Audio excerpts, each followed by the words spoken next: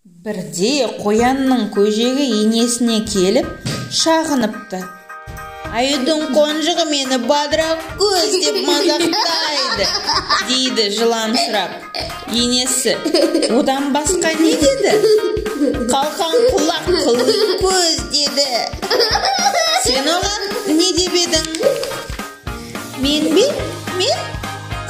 Мен ештеңе де айтқан жоқпын. Сен үндемей тұрғанда өзі келіп тиісті ме?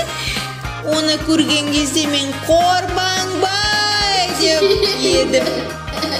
Көрдің бе әне? Деп ескертеді енесі. Алдымен өзің тиісіпсің ғой?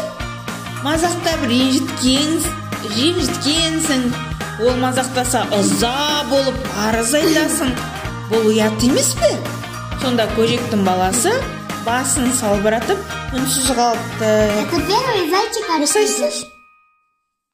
Жоқ, тұр. Я осылай істепті. Мам.